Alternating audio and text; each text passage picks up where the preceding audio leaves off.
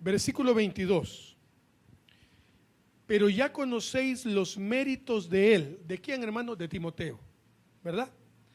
Le dice a los filipenses, ustedes ya conocen los méritos de él, que como hijo a padre ha servido conmigo en el evangelio. Me gusta lo que dice la versión viviente. Dice así, miren, pero ustedes ya conocen la buena conducta de Timoteo y saben que él me ha ayudado como si fuera mi hijo.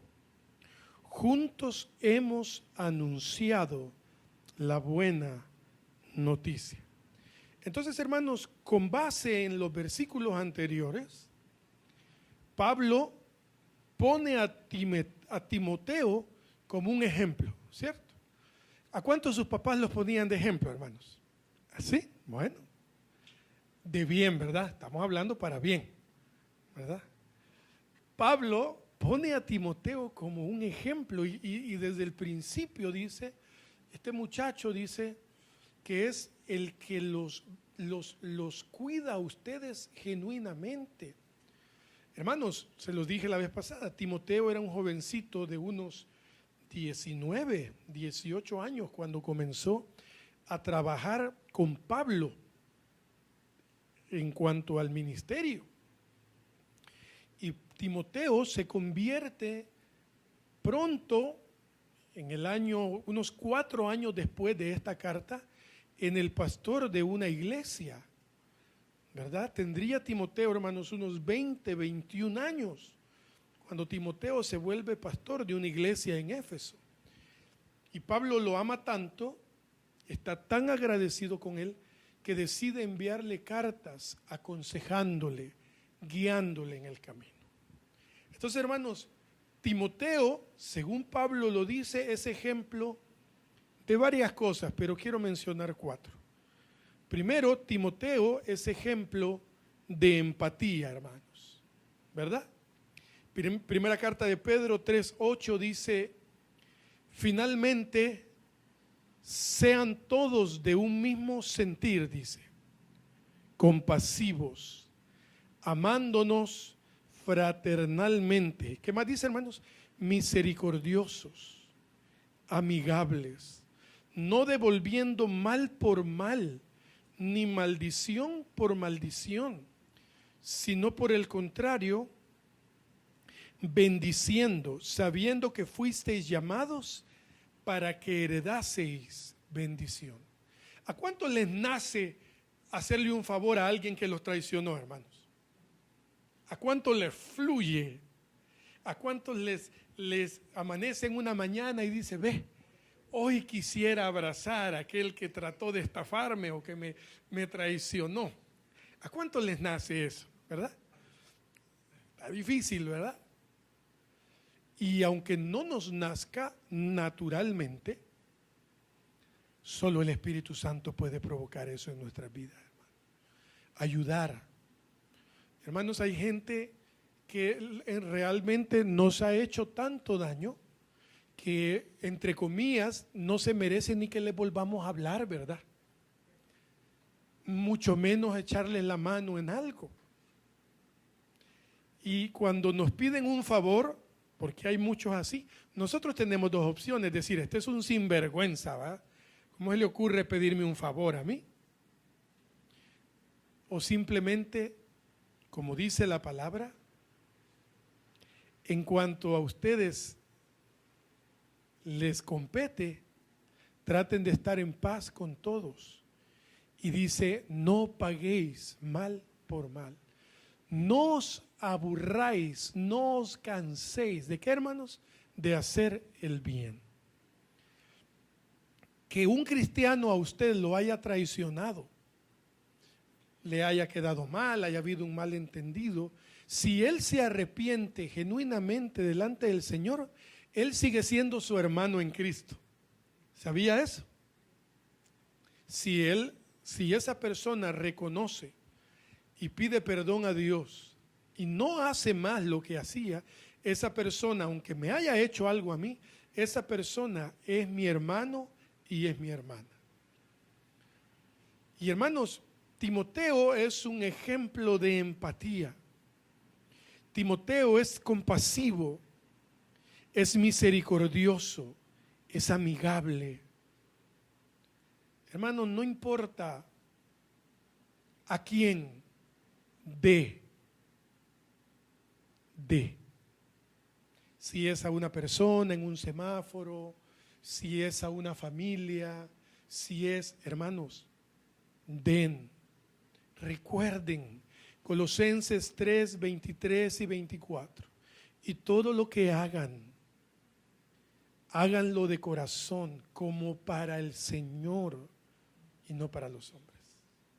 Porque de Él recibiréis la recompensa de la herencia. Y termina diciendo, porque cuando dan, fíjese, no dice así, pero dice, porque a Cristo el Señor servís.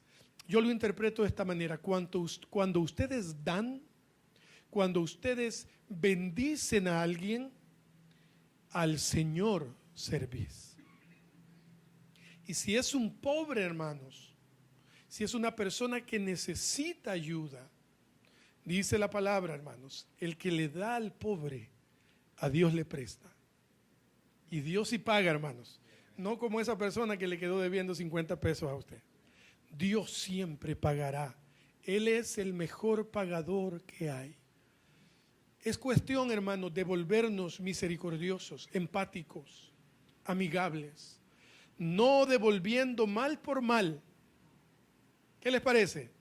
Es fácil, ¿verdad? No, ¿verdad? Es complicado. Pero, hermanos, con el poder del Espíritu Santo en nuestra vida es posible. ¿Qué más era Timoteo, hermanos? Ejemplo número 1 de empatía, número 2 de fidelidad.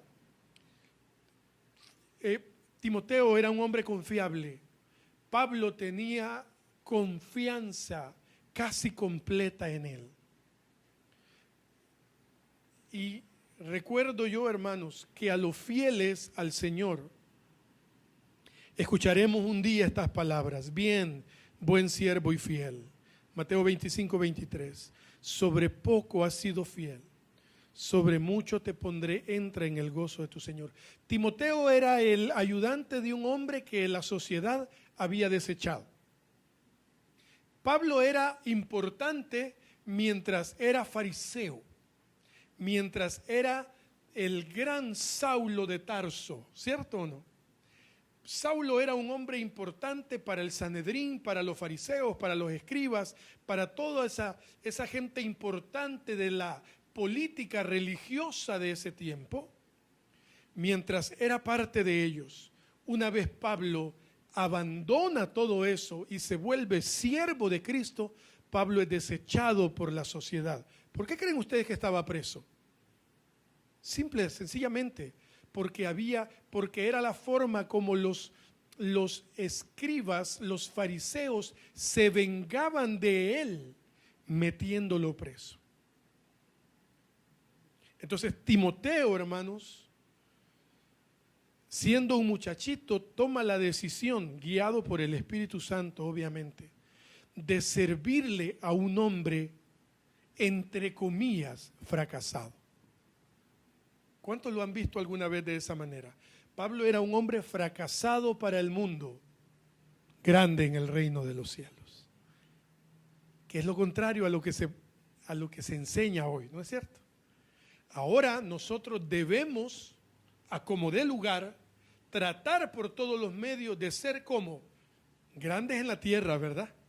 Exitosos en la tierra, populares en la tierra, famosos, influencers en la tierra.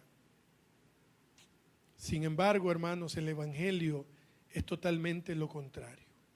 Claro, nosotros podemos ser conocidos. Sí, hermanos. Gloria a Dios por eso. Pero si algo bueno ve la gente en nosotros, que sea Cristo, iglesia. Si algo bueno ve la gente en nosotros, que sea el fruto y la evidencia de Cristo en nuestra vida. Pablo era un hombre fracasado, humanamente hablando. Y Timoteo, hermano, se vuelve un joven fiel, servidor de Pablo y del Señor. Entonces, hermanos, ese es nuestro compromiso. Nuestro compromiso con el Señor es tratar de ser lo más fieles posible. No tanto fidelidad a la religión o a la iglesia. Está bien, congreguémonos, es importante, es parte, la Biblia nos lo enseña, nos lo pide, nos lo recompensa. Hermanos, pero la fidelidad más grande debe ser a nuestro Señor. Y un día, hermanos, en lo poquito, en poco, hermanos. Y un día, hermanos, escucharemos esas palabras. Bien hecho, bien buenos siervos y fieles. Sobre lo poco fueron fiel. Aquí en este lugar, hermanos, pequeñito, con quizás pocos, hermanos, tranquilos, esto no es para siempre. Un día el Señor nos pondrá sobre mucho. ¿Recuerdan cuando la palabra nos dice en el libro de Apocalipsis que reinaremos con Él? Y reinaremos sobre la tierra. Hermanos, es un misterio. Tendríamos que hablar mucho de escatología, tendríamos que hablar. Pero en el milenio, hermanos, el Señor a sus siervos fieles los pondrá sobre mucho. Dice la palabra, y reinaremos con Él. Pero ese es tema escatológico. Hermanos, nuestro trabajo por ahora es ser fieles. Sea fiel en su familia, hermano. Sea fiel en su trabajo, pague impuestos, declare su renta, haga lo que tenga que hacer. Pero es que el gobierno es injusto. Hermanos, hágalo. Al César lo que es del César y a Dios lo que es de Dios. Que ya le subieron otra vez a la gasolina, que ya, hermanos, es que miren, esto es así de sencillo. Si le suben a la gasolina, Dios le proveerá a usted para seguirle poniendo gasolina a su carro, hermano. No es donde perderse. Si le suben a las pupusas, hermanos, el Señor le proveerá a usted esa corita más para comprarse las pupusas que siempre se ha comprado. Pero hay una clave: ser fieles. Fieles en lo poco. Si usted se enferma, el Señor proveerá del medicamento. Él le abrirá las puertas en hospitales, Él le abrirá la puerta con médicos. Usted caerá en gracia con médicos, hermanos. Aunque el médico sea más ateo que a saber qué. Si el Espíritu Santo, hermanos, es una realidad en su vida, la gracia del Señor sobre usted hará que gente que usted ni se imagina le ayude. Solamente tenemos que ser fieles en lo poco. Y Timoteo, hermanos, imagínense, un hombre fiel, un joven fiel a un hombre desechado por la sociedad. Y hoy tenemos 2 cartas de él para toda la vida. 2 cartas que Pablo se toma el tiempo. Pablo no le escribe mucho a personas, solamente, corríjanme si me equivoco, solamente le escribe a Timoteo y a Tito, nada más.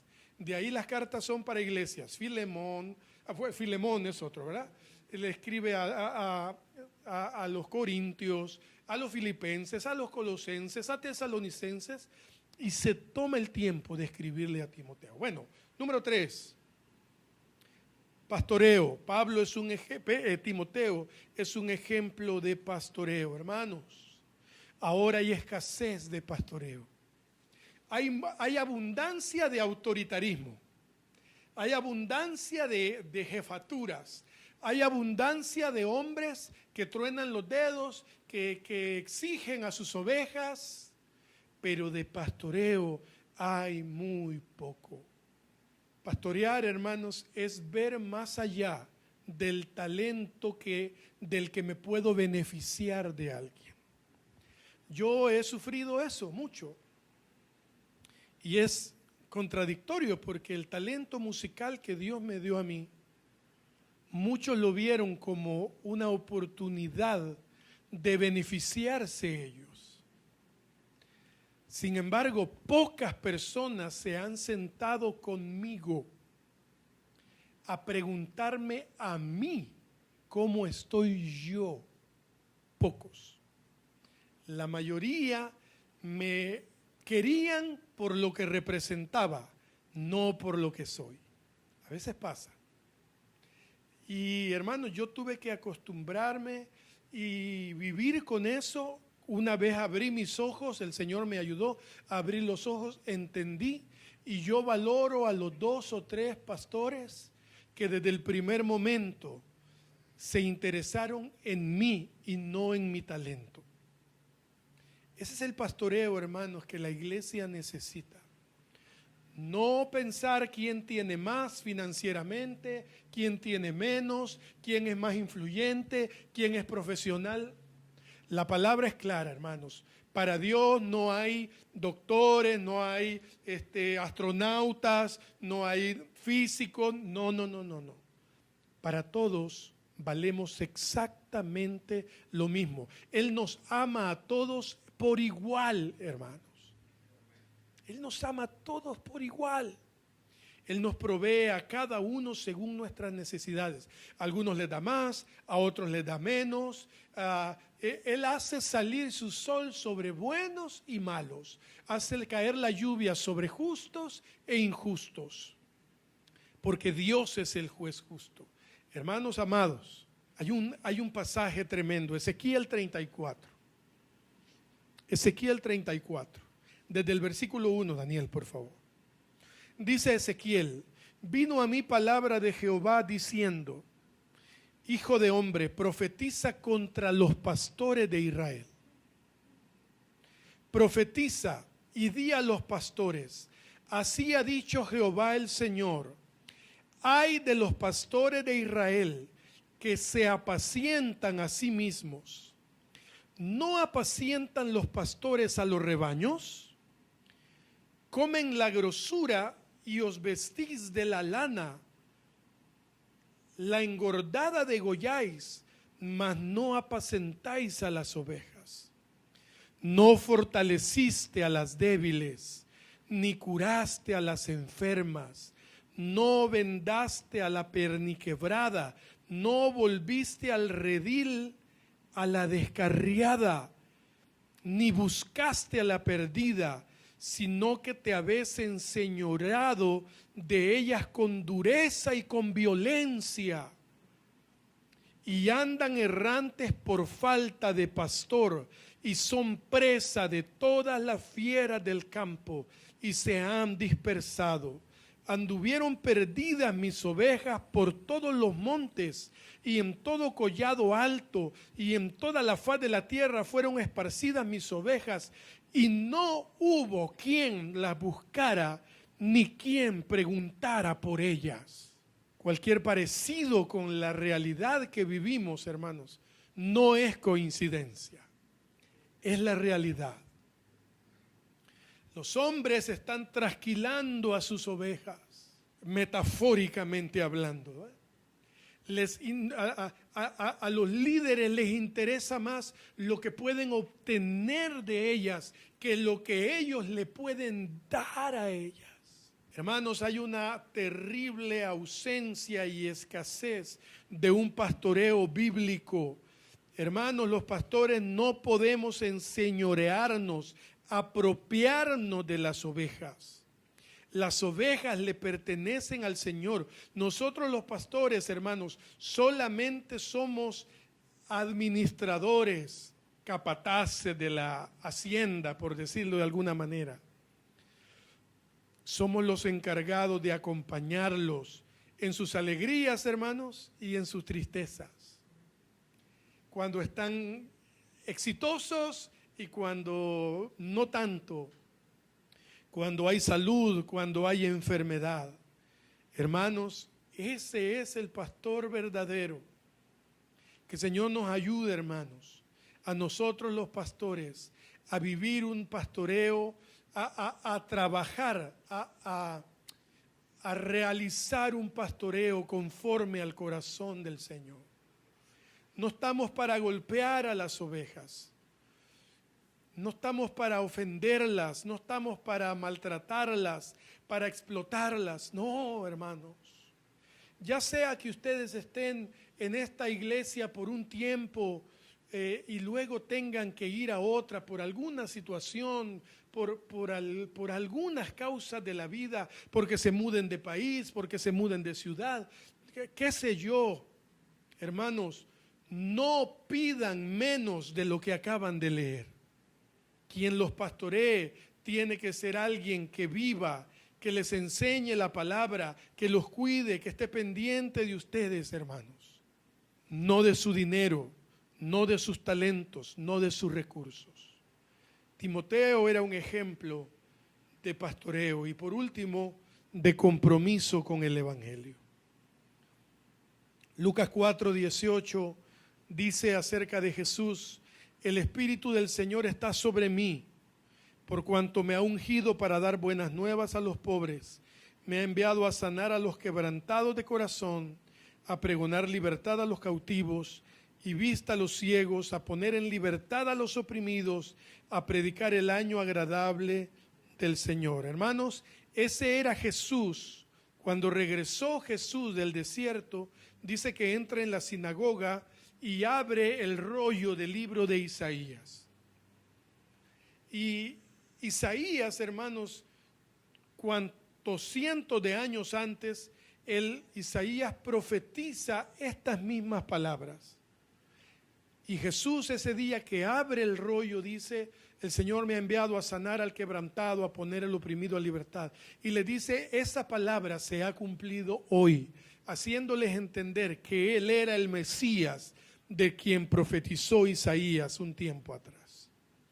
Hermanos, nosotros, algunos creen que eso no es para nosotros, que eso es de Jesús. Hermanos, pero nosotros vivimos diciéndole al Señor: queremos parecernos a ti, Señor. Nunca seremos como Jesús, hermanos. Primero porque Él era Dios, ¿verdad? Nunca podremos ser como Él, pero sí podemos parecernos un poco a Él. En el carácter, en su humildad, en su sencillez, en su templanza.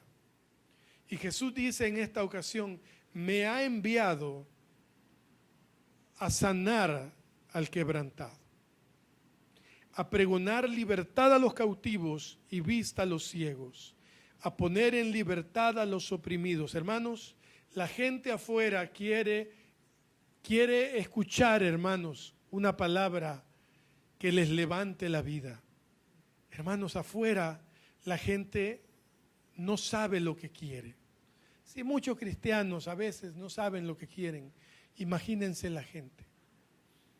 Hermanos amados, nuestro compromiso, nuestro llamado es sanar a los quebrantados de corazón, pregonar libertad a los cautivos, vista a los ciegos y a poner en libertad a los oprimidos.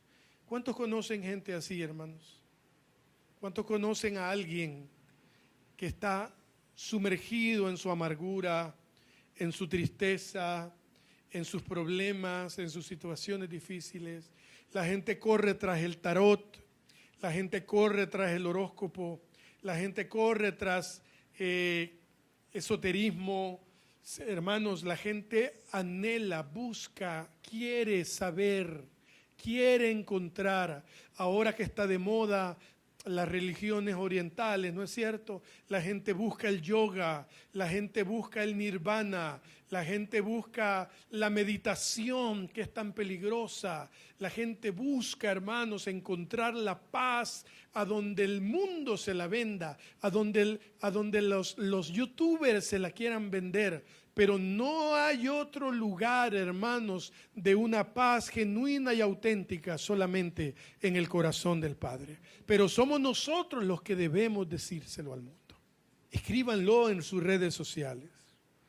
Manden mensajes cuando el Espíritu Santo les inquiete, les ponga en el corazón a alguien. No sé si a ustedes les pasa, pero a mí me pasa a menudo que de pronto empiezo a recordar a alguien, viene a mi mente, viene a mi mente y viene a mi mente. Y entonces tomo el teléfono y le escribo a un amigo y le digo: mira, te han dado en la mente y en el corazón, ¿estás bien?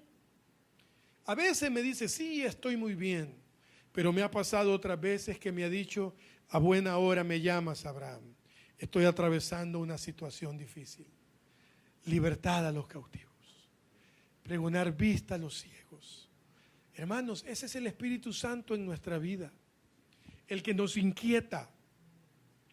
No desistan con ese amigo o amiga que sabe que necesita algo, pero no quiere dar el paso. No desistan, no los hostiguen tampoco, pero no desistan de orar, de decirle a ese muchacho, a esa persona: no te olvides, el Señor te está esperando. No, mira que no te olvides. Vamos a ver el partido, vamos a de compras, platiquemos de cualquier otra cosa, pero no te olvides, amigo, amiga, el Señor te está esperando. El Señor te ama, Él te anhela, Él te quiere, Él te espera. Amén, hermanos.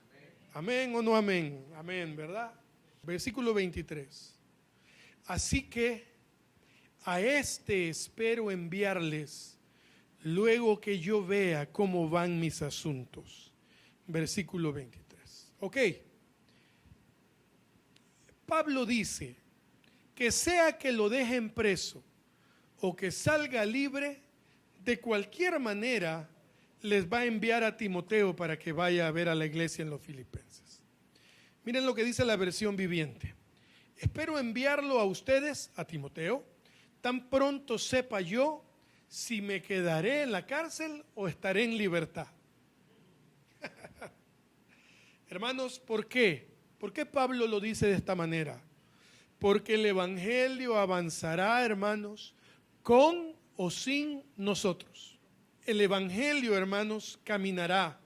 La palabra se cumplirá, estemos nosotros dispuestos o no.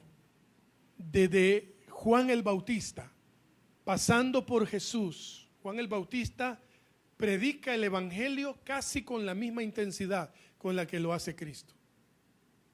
¿Sí? ¿Cierto o no?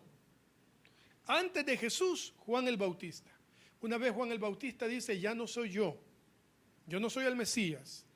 Ahí está, dice, aquí viene el que después de mí, yo le bautizo en agua, pero este le bautizará con el poder del Espíritu Santo.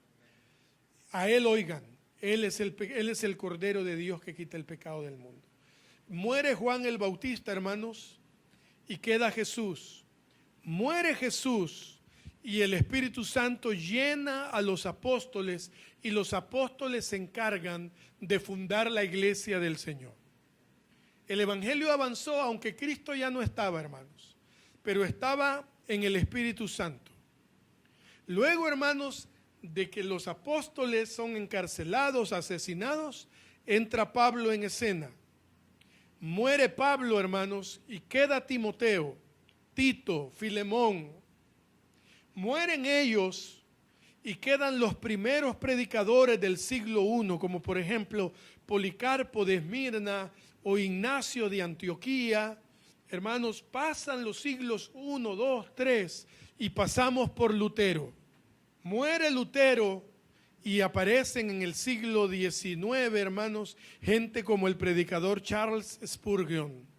Llegamos al siglo XX y aparecen hombres, hermanos, con carácter para predicar la palabra, como por ejemplo Billy Graham, el hermano Pablo Finkenbinder, ¿verdad? Que sin intereses financieros, hermanos, predicaron el evangelio de Cristo. Y llegamos hasta este siglo en el que nosotros estamos, y el Señor sigue levantando hombres como Paul Washer, como Miguel Núñez, entre otros, que estamos predicando, hermanos, el evangelio del Señor. Y nos moriremos nosotros, hermanos, y nuestros hijos y nietos predicarán la palabra del Señor. ¿Hasta cuándo, hermanos? Hasta que la iglesia sea arrebatada. Y todavía los 144,000 que son judíos étnicos se encargarán de terminar la labor que la iglesia no logrará terminar. O sea, hermanos, el evangelio va a avanzar, sí o sí, dice la palabra, que ni las puertas del infierno prevalecerán contra la iglesia del Señor. avanzará, hermanos. Ya sea que usted levante la mano para decir sí. Ahora en el lugar donde trabajo están muy fuertes con el tema de las misiones. Y pasan videos, hermanos. Hay un misionero que yo le digo a Andrea que me gustaría que un día viniera a hablarnos de las misiones, de lo crudo de las misiones, hermanos. De lo que nosotros no podemos llegar hasta ahí. Y un día esperamos, ojalá que cuando vuelvan los hermanos Piedra Santa, ojalá, hermanos, es nuestro anhelo que el hermano pueda venir y compartirnos, hermanos, para muchas cosas. Primero, para valorar lo que tenemos, para darle gracias a Dios porque podemos ponerle un sticker al carro que dice Jesucristo. Bueno, allá, hermanos, no se puede hacer eso. Allá lo meten preso porque usted diga cualquier otro nombre que no sea el nombre de la religión de ellos, entre otras cosas. Y, hermanos, podemos ver cómo está, por ejemplo, en Alaska, el estado más grande de la nación de Estados Unidos. Hermanos, Alaska es uno de los paraísos turísticos más hermosos del mundo. Sin embargo, hermano, la gente no quiere saber nada de Cristo, nada. Y la necesidad, hermanos, de misioneros en Alaska es grande. Yo no voy a ir, hermanos, pero hay otra forma de apoyar, hermanos, las misiones. Orando por ellos, aportando, hermanos, financieramente para ellos. Esta gente tiene que viajar horas para ir a un cajero electrónico, meter la tarjetita y esperar que las iglesias les hayan depositado, hermanos. Me quebranta eso a mí. Porque yo me compro la comida que quiero, gracias a Dios, temeroso de que los puedan detener y meterlos presos. Independientemente, el evangelio, hermanos, avanzará a como dé lugar. A continuación, unas palabras que Jesús dijo, porque esto es lo que deberíamos ser, hermanos. Lucas 17:7, para terminar. Lucas 17:7. El deber del siervo es el título de esa porción. Dice Jesús lo siguiente: ¿quién de vosotros, teniendo un siervo que ara o apacienta ganado, al volver él del campo, luego le dice, pasa, siéntate a la mesa? No le dice más bien, prepárame la cena, cíñete y sírveme hasta que haya comido y bebido, y después de esto come tú y bebe tú. ¿Acaso da gracias al siervo porque hizo lo que se le había mandado? Pienso que no, dice Jesús. Así también vosotros, cuando hayáis hecho todo lo que os ha sido ordenado, decid, siervos inútiles somos, pues lo que debíamos hacer, eso hicimos. Esta es una porción dura. Es que Jesús era así, hermanos. Jesús básicamente lo que está diciendo es, ¿quién de ustedes a su empleada doméstica, por ejemplo, le dice, come vos primero y después nosotros? ¿Y cuántos al final dice, no tengo por qué agradecerle porque ha hecho el trabajo que tiene que hacer? Eso es como los políticos, ¿verdad, hermanos? Que después de construir un puente, hacen una conferencia de prensa y celebran y revientan cohetes y todo. Si es lo que tienen que hacer o no tienen que hacerlo. Si hay una necesidad en un lugar, si una correntada botó un puente, el gobierno, los políticos del país que sea, tienen que hacer el puente. Pero hoy está de moda hacer la conferencia de prensa, reventar luces y decir, hemos hecho. Güey, hiciste lo que tenías que hacer. No tengo por qué aplaudirte. Eso es básicamente lo que Cristo está diciendo. Usted no tiene por qué decirle, dice Cristo a su empleado, hey, qué bien, qué felicidades por lo que hiciste. Hiciste lo que tenías que hacer por lo que te pagó. Ok, vamos con nosotros, hermanos. Así estamos muchas veces nosotros, esperando el reconocimiento, esperando. Esta gente, hermanos, no espera el reconocimiento de nadie. Estos misioneros, hermanos, entendieron de qué se trata. Yo nunca he oído, en lo que Andrea me pone de sus mensajes de voz, nunca he oído a ellos diciendo, y dígale a los hermanos que nos tengan una cena, buffet, cuando lleguemos. Jamás he oído yo de ellos esto. Jesús dice, sin embargo, lo que ustedes tienen que decir, así también vosotros, cuando hayan hecho todo lo que ha sido ordenado que tienen que hacer, lo que tienen que decir es, ¿qué, hermanos? Me lo merezco, Edgardo. Eso es lo que dice Jesús que tengo que decir. ¿Me lo merezco? ¿Soy el mejor músico? ¿Soy el mejor predicador? ¿El más conocedor teológico? No, ¿verdad? Jesús dice, ustedes lo que tienen que decir, siervos inútiles somos, pues lo que teníamos que hacer, eso hicimos. Gloria a Dios, hermanos, porque el Señor nos ubica en lo que realmente somos. Somos real sacerdocio, gloria a Dios. Somos nación santa, somos amados por el Señor, bendito sea el Señor, somos levantados, Él es nuestra gloria, quien levanta nuestra cabeza, Él es nuestro pastor, Él es nuestro proveedor, Él es quien nos ha permitido el carro que tengamos, Él nos ha dado el lugar donde vivimos, la sabiduría, todo lo que tenemos, hermanos.